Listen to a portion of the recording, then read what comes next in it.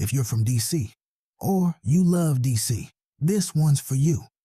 Welcome to the People's Voice DC, a podcast where the city speaks for itself.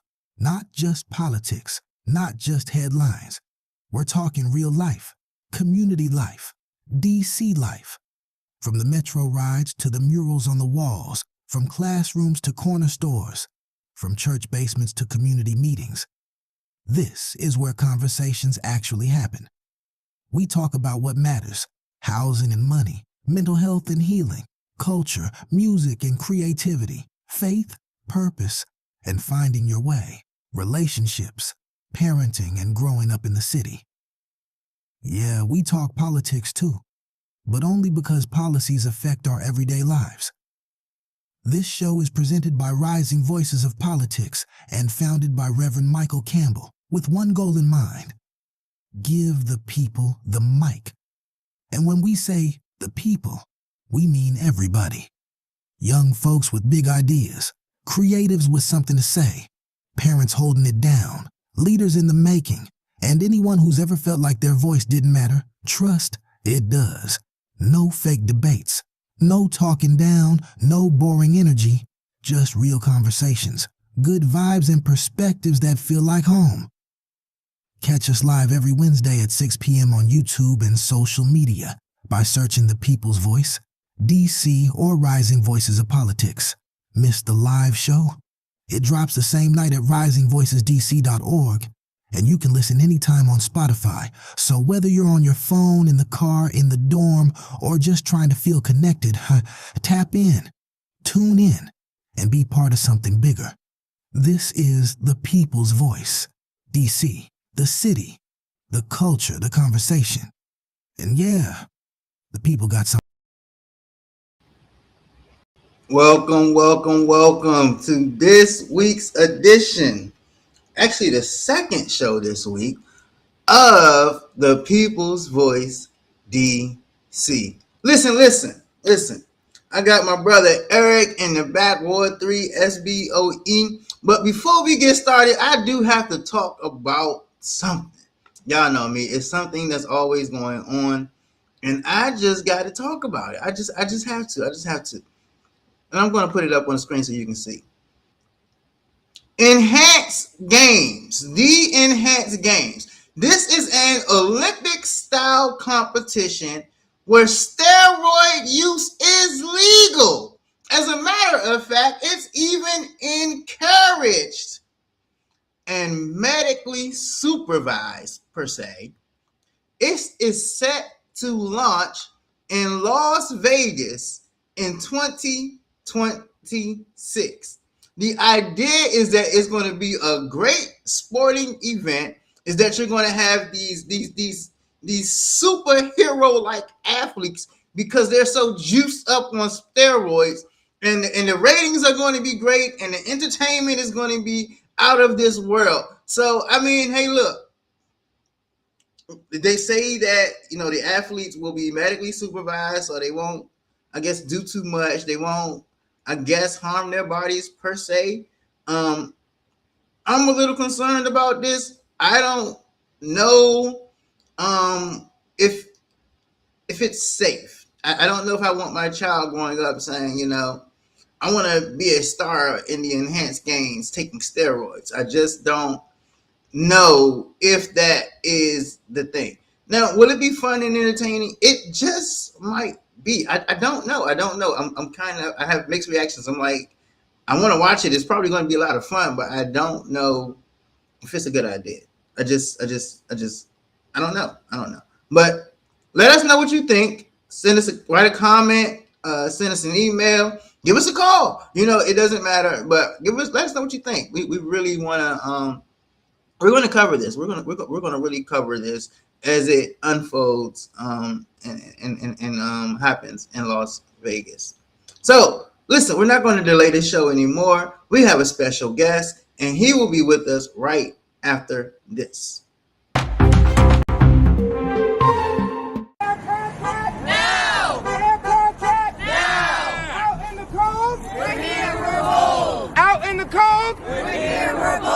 I'm Eric Goulet here, just the member-elect for the Ward 3 State Board of Education. I just want to be out here to support our teachers in terms of getting the wages they deserve. They've been 3 years without a contract. They've stuck with DC and stuck with our kids through a pandemic, and we need to make sure that we get a signed contract in place. So I want to support our teachers. We need to be able to retain teachers in DC, and one way to do that is having a contract in place that gives our teachers the pay to be able to stay in our city, supporting our students in the classroom. So I'm just glad to be here, honored to be with our teachers today, fighting for getting a contract in place.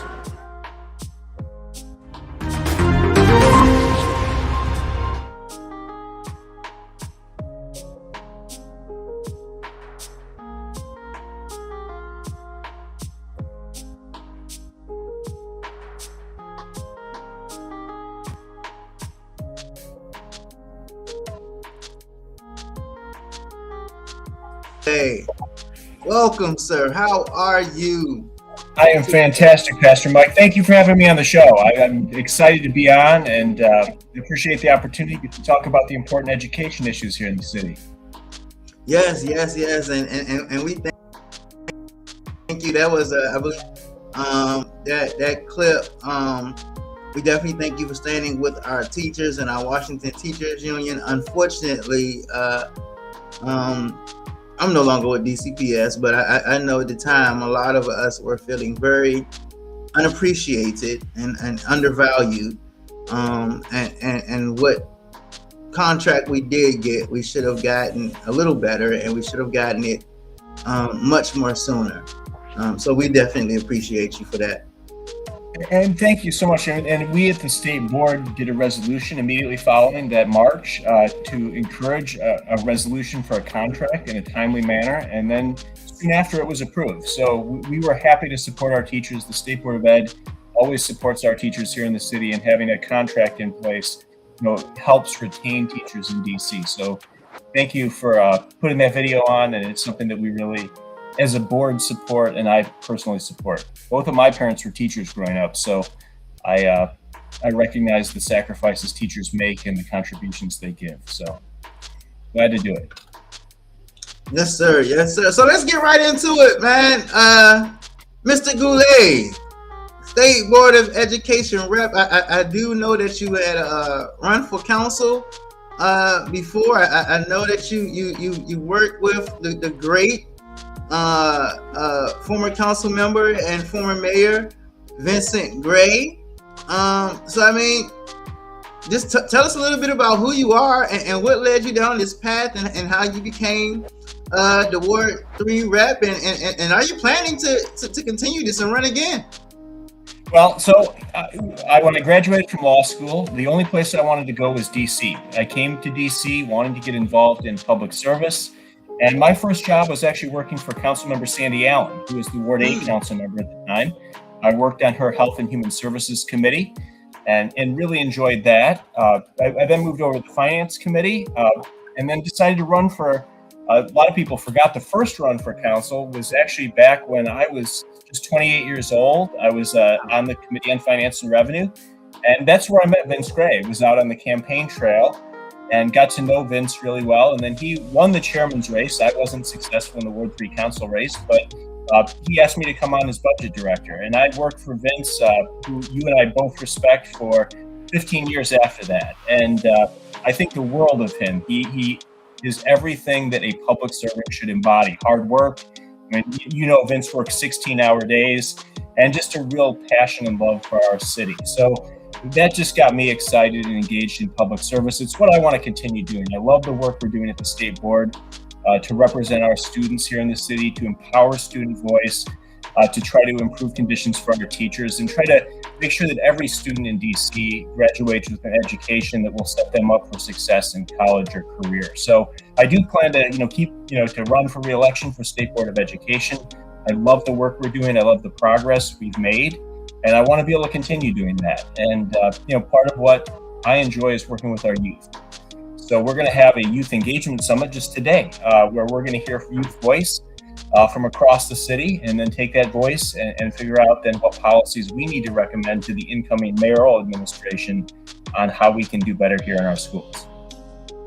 Yes. I actually will be in Ward 7 tonight at our educational forum with our council member as well. That will be at the Maya Angelou School this evening for those interested and able to attend.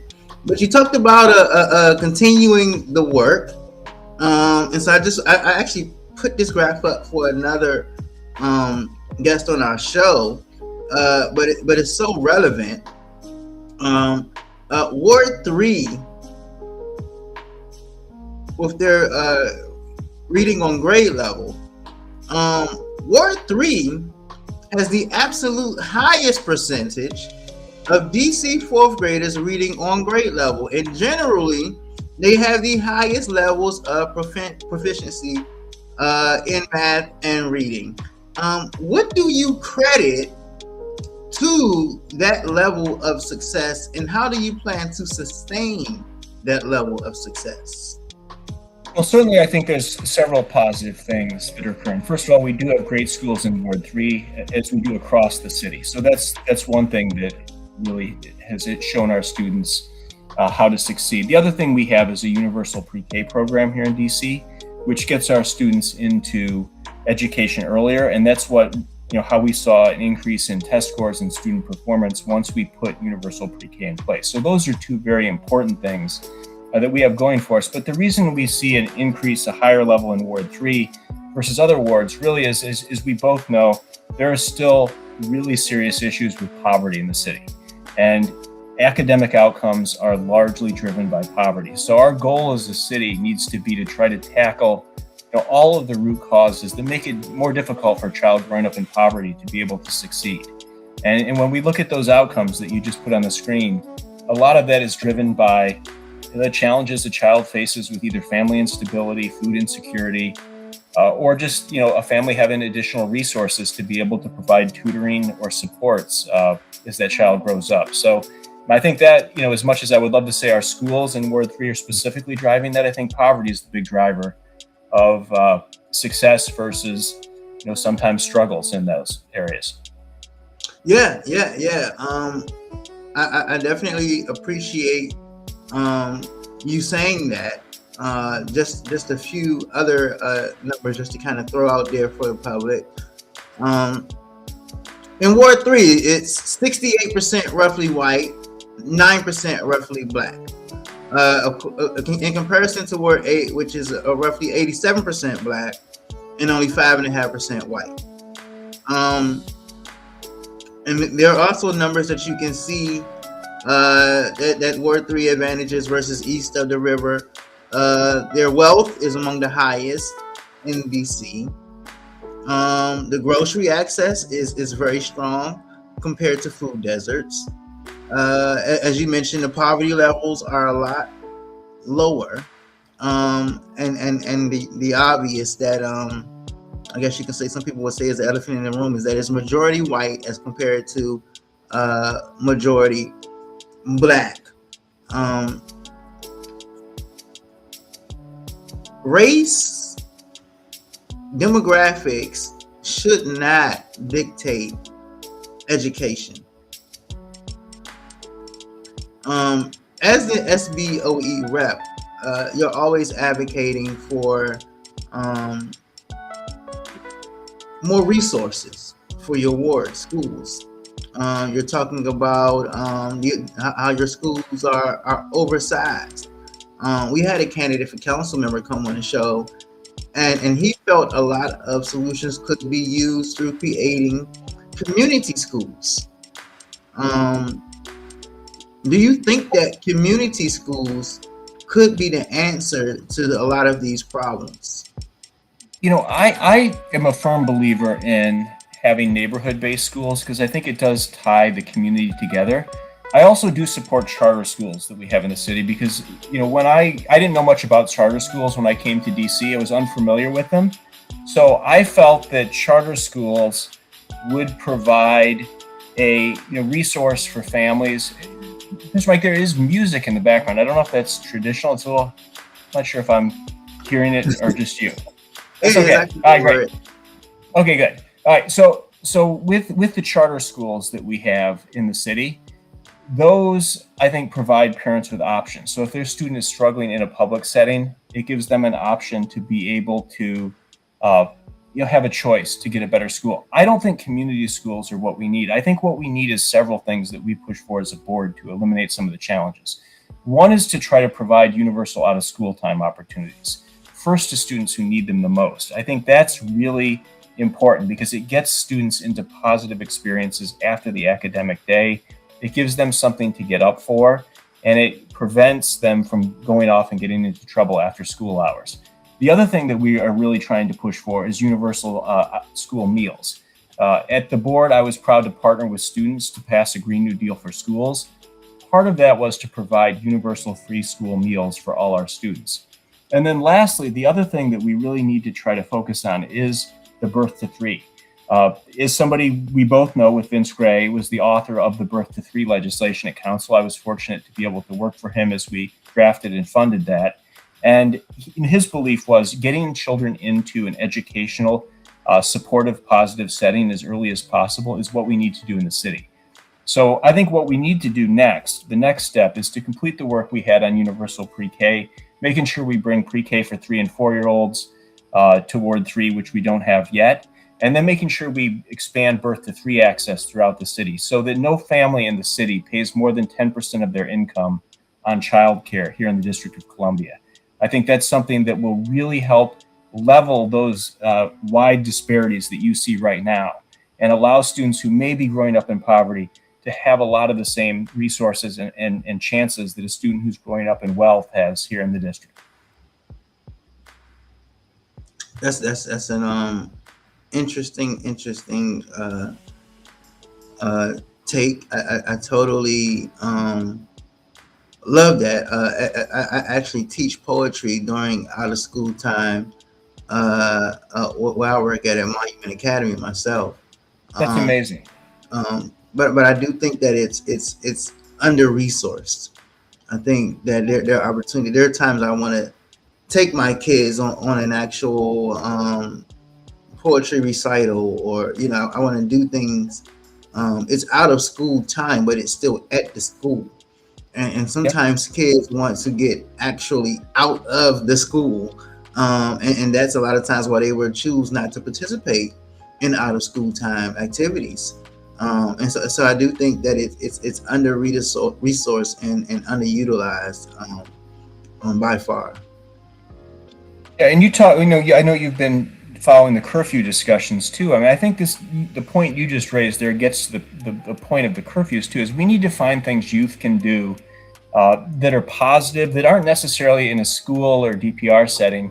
Like just trying to incentivize fun, affordable activities for youth to be able to do, so they don't have to go do other things. Like for me, I mean, having roller skating, a climbing wall, independent activities, gyms, dance clubs, all of those things that if you can gear them towards youth, it would provide affordable, fun things for youth to do in the city. And we don't have those right now. I feel like we've really lost a lot of those touch points where youth can go interact with each other in a positive setting that's geared toward youth. And I think what we need to do is try to incentivize through some of the tax abatement resources here in the city, those businesses to be able to get them, to open up in the city and to be able to maintain a positive environment for kids. So those are the types of things I think we need to do rather than just focusing on the negative of the curfews, trying to find positive things for our youth to do that they enjoy.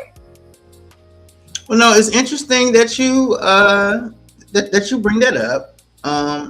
There are it's very obvious that I am in opposition to our a curfew extension, should I say, our curfew zones, should I say. DC has always had a curfew law. I'm in opposition to how we've been using it lately, should I say.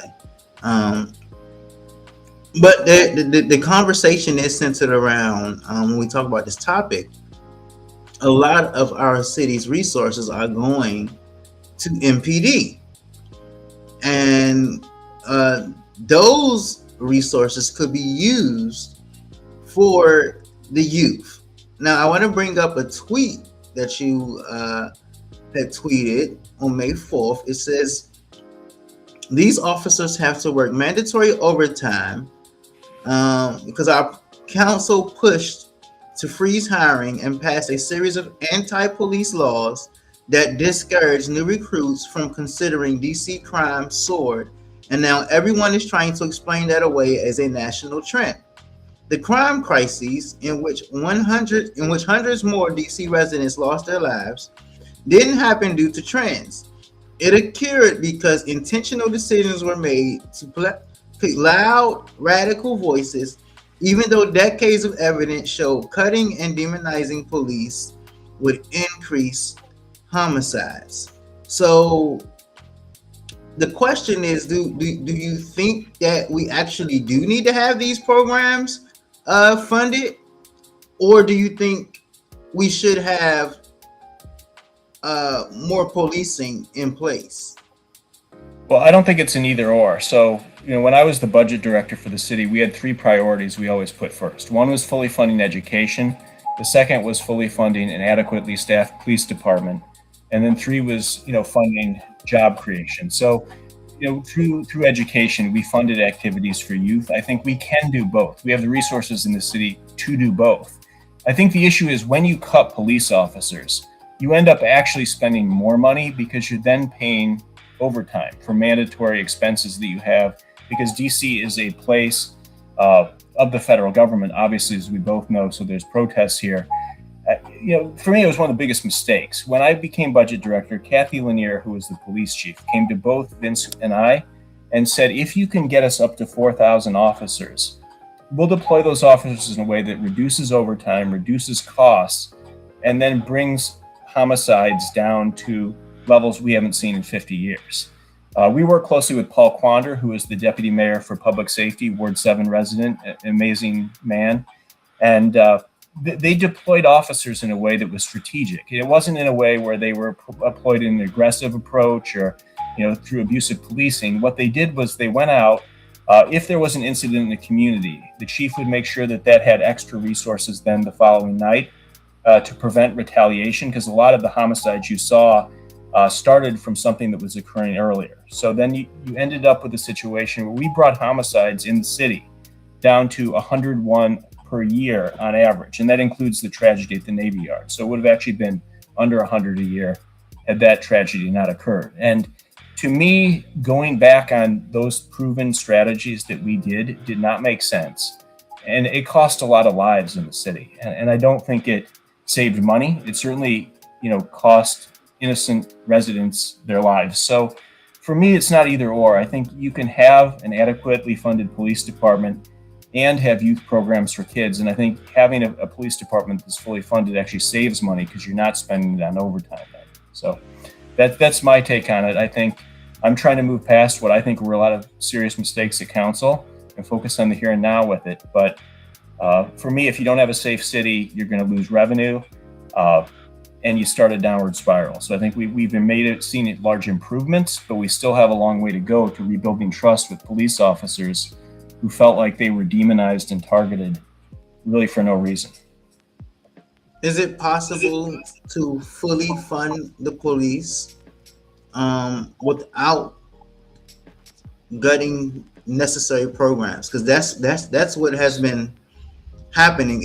We have had to make a choice of it seems like the mayor has been making a choice of either money to the police or essential services that our at-risk youth and our at-risk adults need.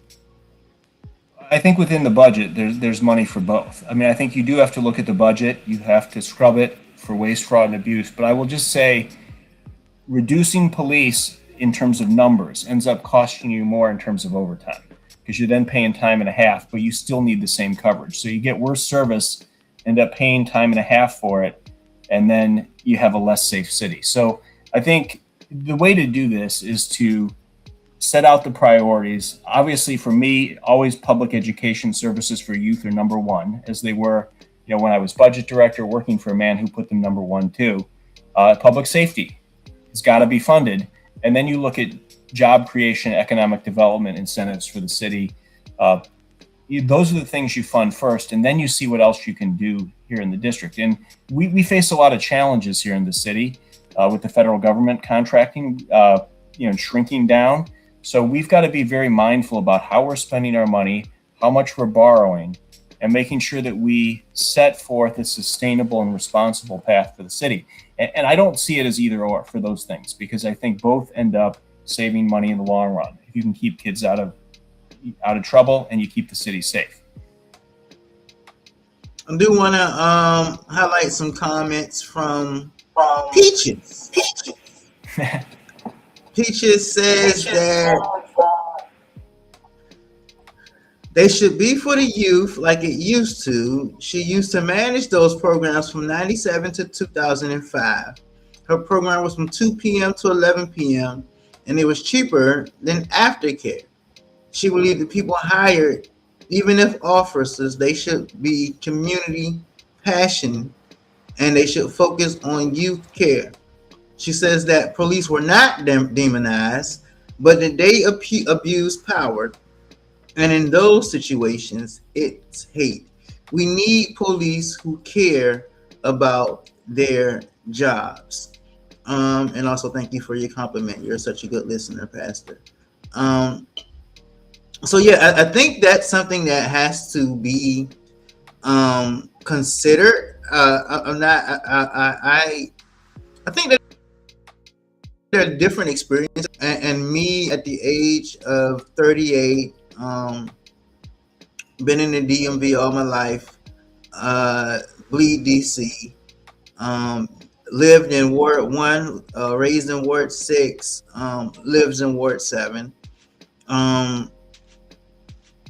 I have never, and I have to be completely honest about this, I have never had a positive officer interaction. I'll take that back. I have one officer who's a Ward 7 officer who the whole community knows. He's the only officer that I've ever had that I have positive interactions with. Any other time, even leaving church as a pastor, just preaching, I have, any other time I have had an interaction with an officer, it has felt so demeaning, so demoralizing, and just almost intimidating. If I wasn't another person, I'd feel intimidated, but I don't. And so I kind of try to always understand the other shoes, always understand both sides. But often when we talk about safety, I do believe that we need safety. I do believe that we need officers. When we're talking about 4,000, I'm always kind of leery, because it's like that's more opportunities for me to be harassed. There's more opportunities for people to follow me around and look at me. There's more opportunities for people to just stereotype me and profile me. And so I guess that's where I'm at that in that conversation. Well, I think when we did do the 4,000 officers, one of the things we were able to do was try to do what you're talking about, is improve the positive interactions between police and the community.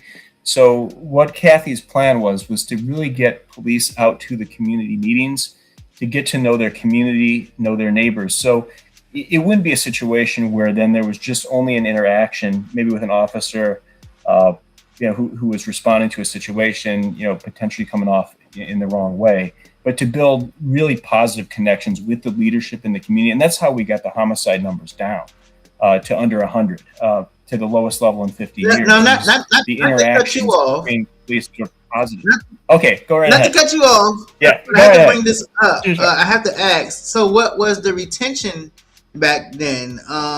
Because the issue now is also, we may have an officer that's assigned, and they may come out to community meetings for 2 or 3 months, and then it's all of a sudden a whole new commander or a whole new lieutenant, and it's like, as soon as we start to develop a little bit of relationship and start to kind of trust this person, he's gone. We had to try it all over again with another person, and it's very hard to establish that kind of trust that you're talking about that way. So how did Gray retain the officers?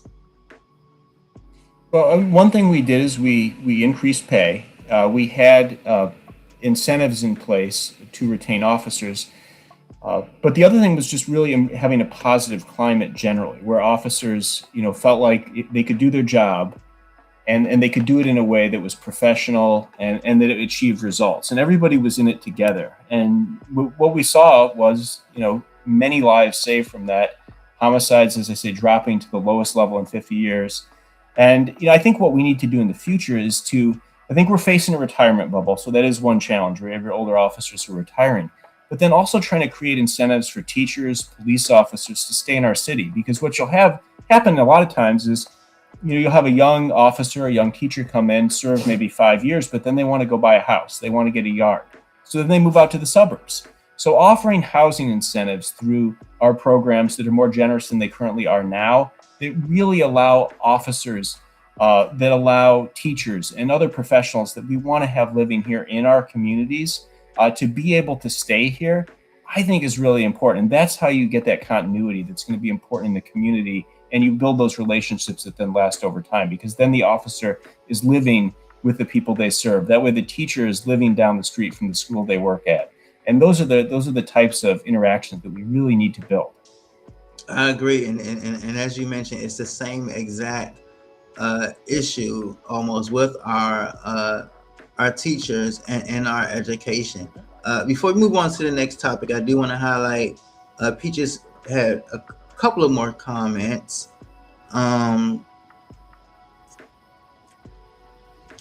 She said, thing is, the police need to be trained to leave their feelings at home. Once they park, they should be protecting and serve, kind and defending the victims, not making victims and or creating fear.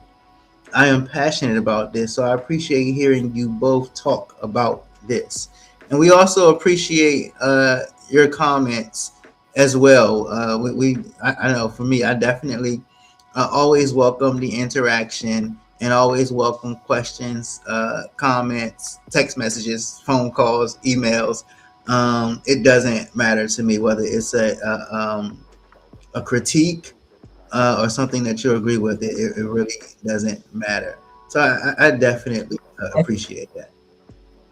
Yeah, I agree with your listener. I think that's absolutely right. I mean, we need police to be professional. I do think we have one of the most professional departments in the country, but there's always continuous work, we need to do to remind officers and remind all professionals in the city just how to interact with people, consumers, in a positive manner. So that goes for officers. It goes for somebody picking up the phone at the tax office. It goes for somebody at the DC Council. It goes for anywhere who interacts with the public. So those types of that training should be ongoing, and it's something that we should strive for across the board. So what are your thoughts on the school resource officers? Are you a supporter of the school resource officers in our schools? Yes, I 100% support the school resource officers. We had legislation that was approved at council a while back that would have actually zeroed those out. And that was, during a period of time where a lot of concerning bills were passed. The principals across DC were very concerned about the safety of children. They came out and testified at council hearings in mass, in a way I hadn't seen before, to express concern that this was going to put students at risk. I feel the school resource officers are fantastic for several reasons. First, it's a volunteer program. So it's police who want to get involved, who are interested in working with youth. There's special training for that. And it allows youth to see officers in a more positive way. I've met school resource officers. I can't say I've met all of them, but the ones I've met have been fantastic. They've wanted to work with our youth, and it really helps keep youth safe outside the city. We look at the tragedy that just happened outside Jackson Reed with the student being tragically killed. And, that's a situation where having those resource officers, in this case, didn't save that child, but it does provide a resource both in and outside the school to try to prevent problems from occurring. So I support our principals on that. I think school resource officers are certainly necessary, and I want to make sure that they remain there for schools and for principals who feel they're needed to just keep students safe here in the district. I definitely agree with that, and I'll add, I just wish that we had one in every school. and that's I public and charter. Oftentimes we feel like as educators we have to be the school counselor, the child psychologist, the mentor, the child's personal security guard, the child's escort. Like, it's needed.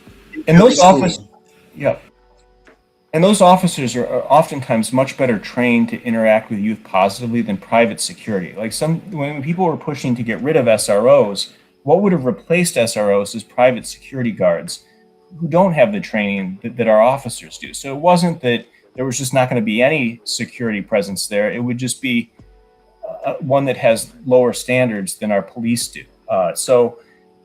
I think SROs are essential. I would like to see them in every school that would like one. And, I hope we build the program back up to what it was before it was cut. Totally agree. Last issue on these schools, man, libraries. It seems to be a big difference in the schools' libraries based on their location. Some, quite frankly, some schools have better libraries than others. Some schools really don't have no library. And how can we move to address this so that, every child has an equal opportunity to get the resources that they need and to learn whatever, to expand their knowledge, expand their horizons, be able to just grab a book and read. Well, I think that's important, and I'll be glad to look into that. I think we should have equitable library resources across the city. Some of that may be a function of the size of the school, because obviously it's funded through a per student funding formula, but I think we want to see a librarian at every school. We want to see resources for students to be interested in reading. One of the things we're working on at the board right now, a resolution I've authored, is trying to make sure that we teach reading of full-length novels to students in junior high and high school, to make sure that we're not preparing them for taking a test, we're preparing them for life, whether that be college or career. So I think having resources in the school, reading those novels in class, and developing a love for reading that's going to translate into success in college and later in life is essential. So I agree with you on that. I think that's probably falls more within the scope of what council would be able to do with the budget than what we would be able to do at the state board. But certainly I would be interested in seeing what the libraries look like across the city and seeing if there's a disparity there. Yeah. Hey, I don't know about you, but I have so many parents coming up to me. They're saying, "Hey, my child doesn't even know how to write in cursive. Why don't you teach my kids how to write in cursive? You're going to mess them up for life. What's going on, man?" Well, I'm somebody who grew up learning to write cursive. I don't think my kids know it, and I guess it's just one of those things that has faded with the times. They're on keyboards now. I like cursive, but I think it's gone the way of the dinosaurs. But I will say this, with the screens, that's something that we need to take up as a challenge, because we do have students that are on screens a lot nowadays, and trying to limit that time at home is the parents' responsibility, but trying to reduce it at school is going to be something that we take up as a board, because I don't know that we can bring back cursive, but what we can do is try to get our students to engage in a way that's not just on a screen, and to have those types of discussions and experiences that maybe we had growing up in school. I don't want it to all then just shift to screens. We need to shift away from screens and back to more person-to-person conversations in school. That wasn't on the agenda, but that's an interesting topic. So I'm going to take a couple of minutes. When you talk about taking away screen time, I'm totally a fan of it. I was actually looking into there was a recent lawsuit against the Facebook CEO. I can't think of his name, but yeah, there's a lawsuit, and I was looking into it, and like these apps and everything, they are designed to literally purposely catch your attention and keep your attention for hours at a time. They're literally created to do that. And so I definitely think it's important. But I'm thinking about some of the students that I've had.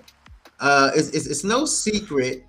At least what 70% of our students have been diagnosed with some type of a disorder or ADHD or something like that. We have a lot of autistic children.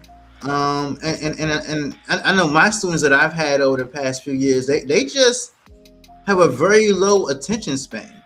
And I don't know how I would be able, like, how these kids would cope, like literally off a screen, like how it would work. I think it needs to work. I don't know how it's going to work. I feel like these kids are going to go crazy. Like, I don't know.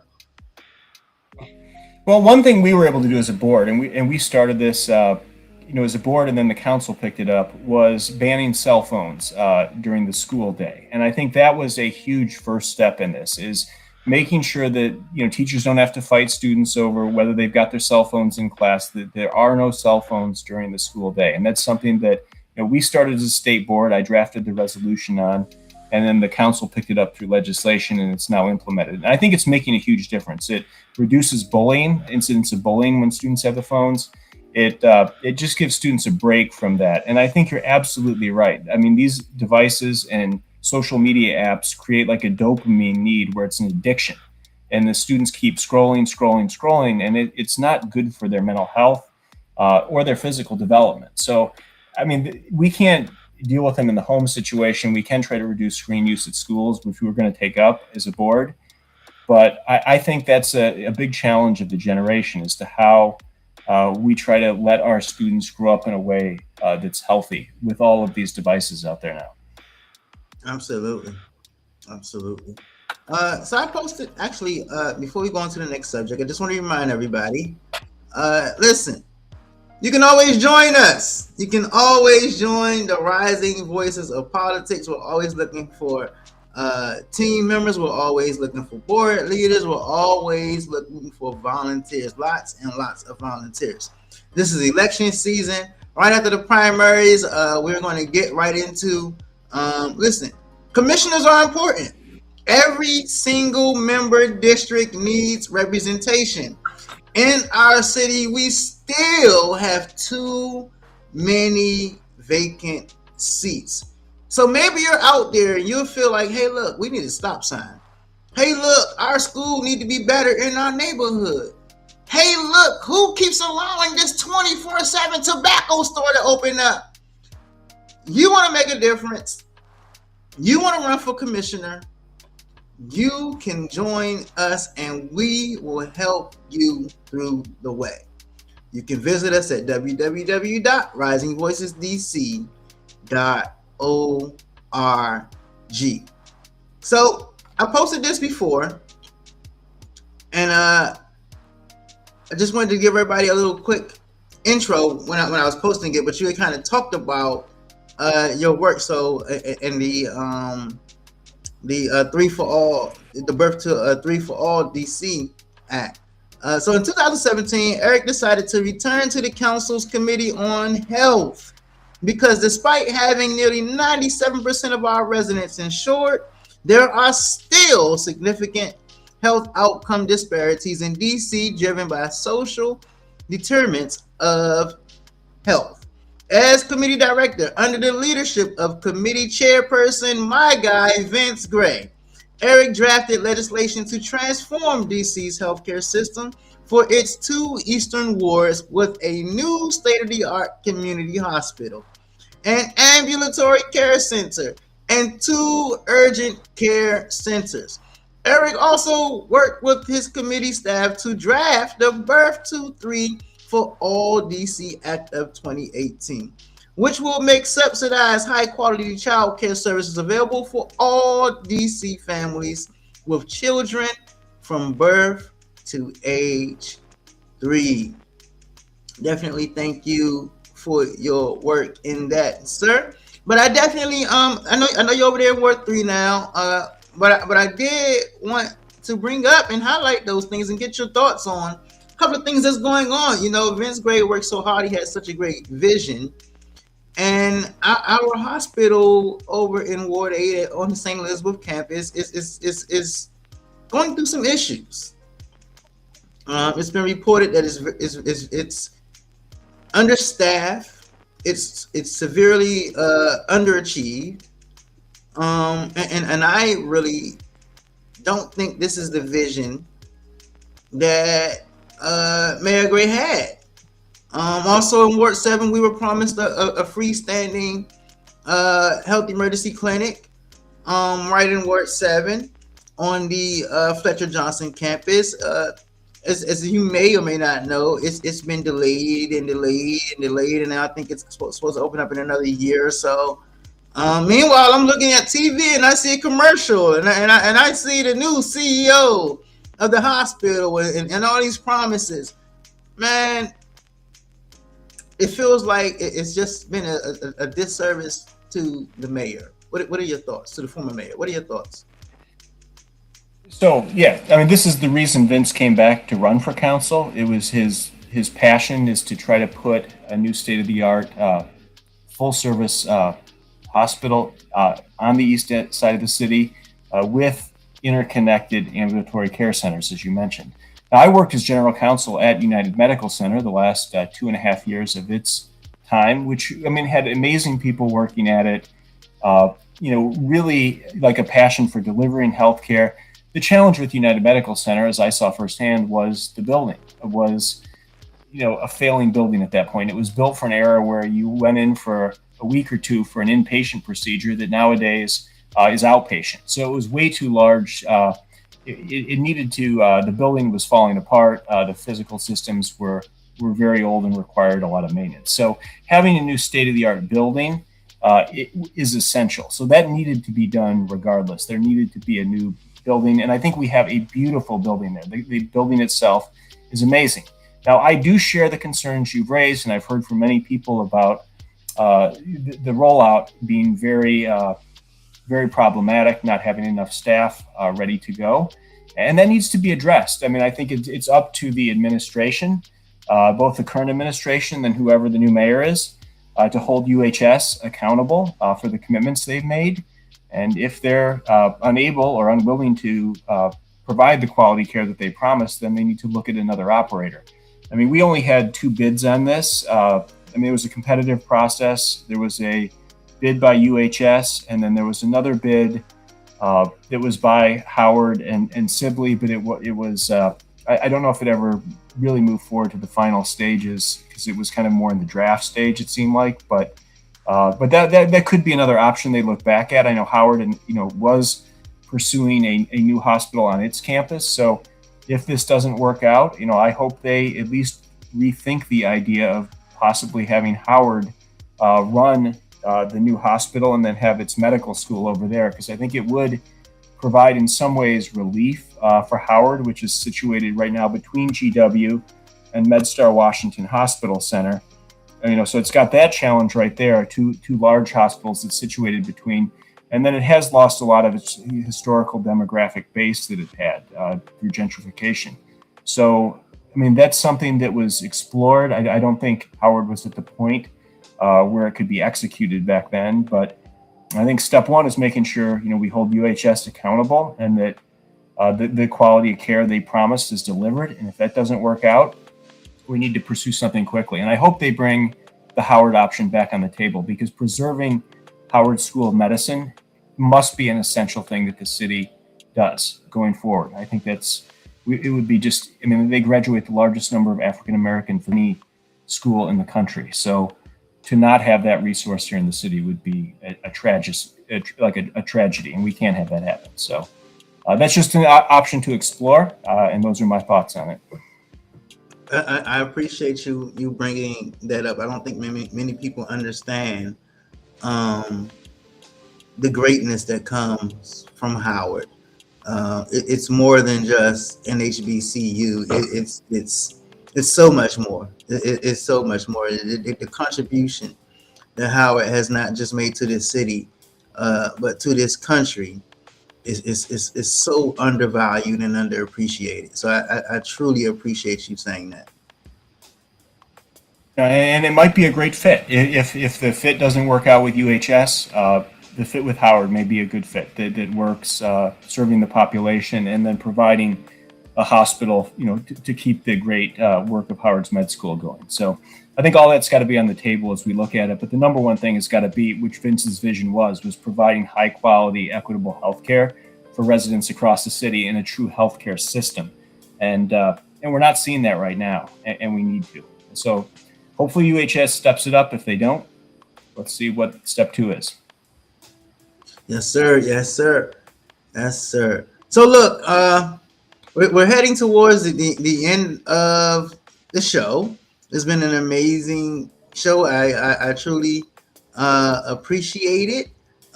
Before we go, I do have one final plug-in, well, a couple plug-ins. First, I want to remind everyone of our Brothers Reclaimed Healing Circle. This is for men only. Ladies, if you want to cook us some dinner, if you want to provide us with some nice snacks or meal, you are free to drop it off. However, the circle is for men only.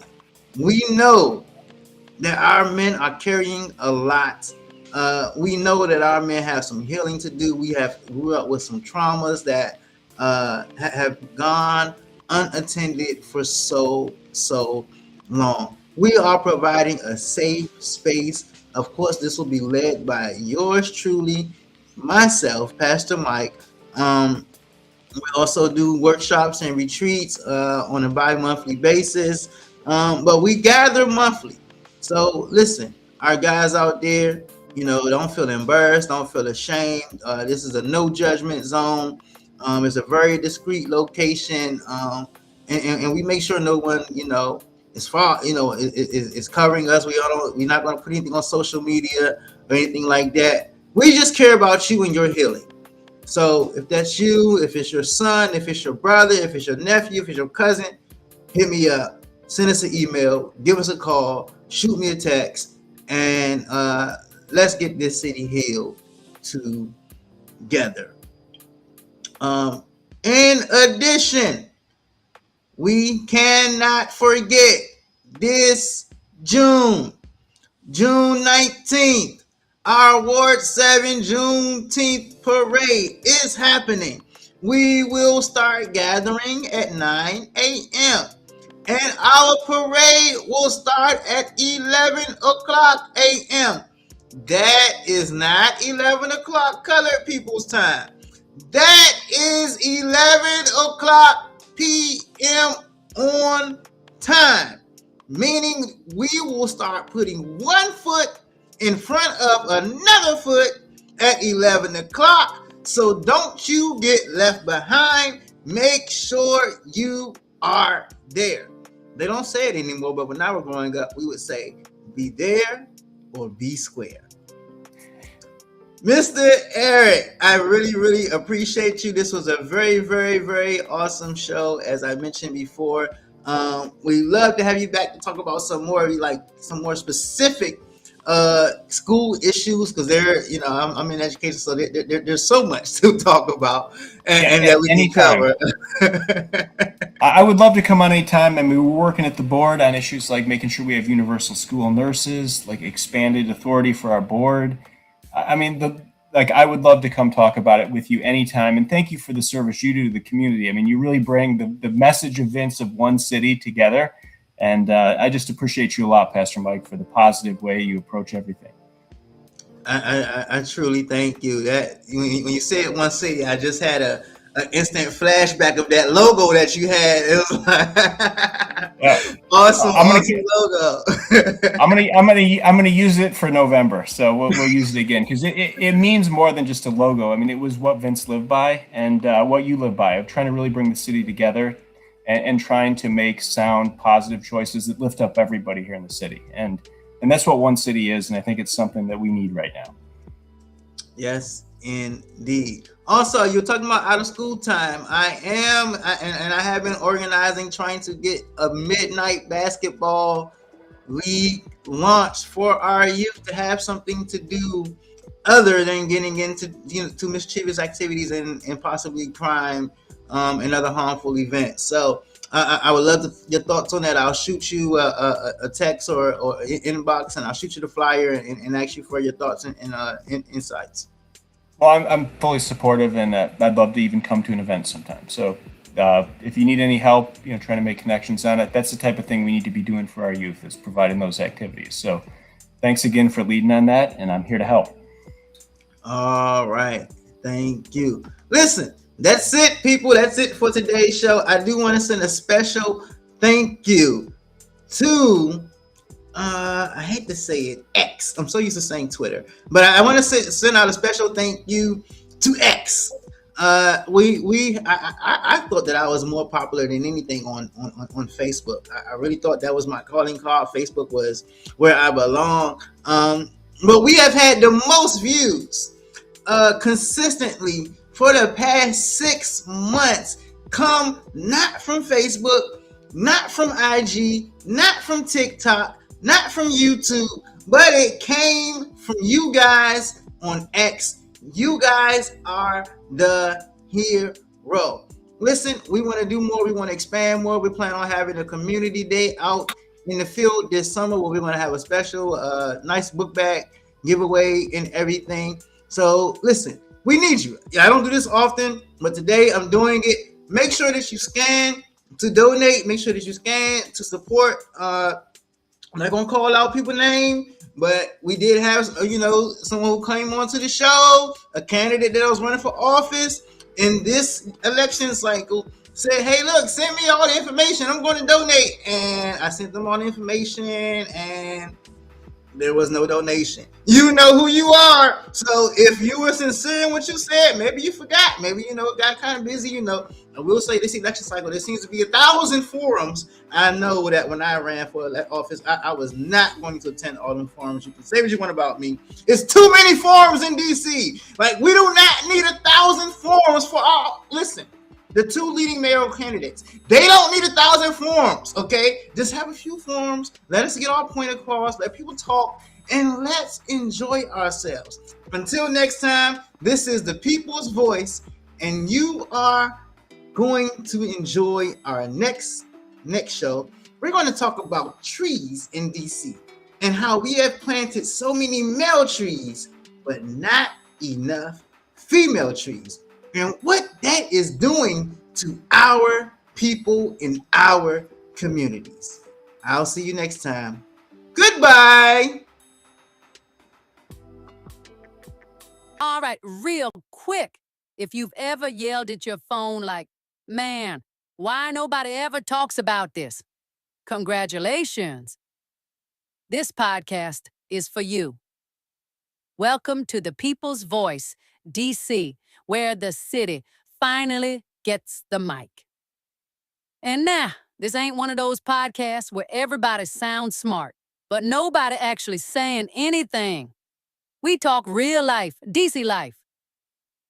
The kind of conversations you have after work, on the metro, or when the group chat gets serious out of nowhere. Yeah, we talk politics, but don't worry. Nobody yelling over each other. Nobody reading off cue cards.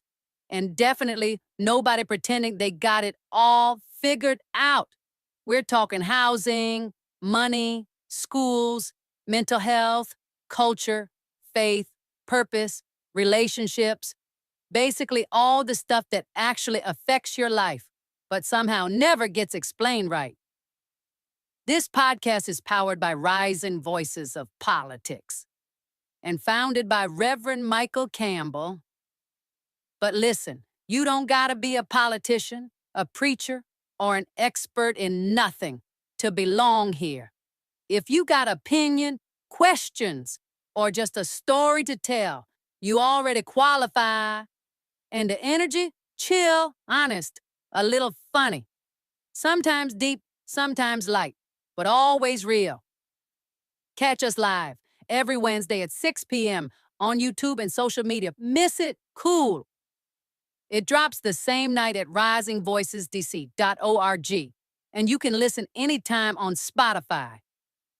So whether you're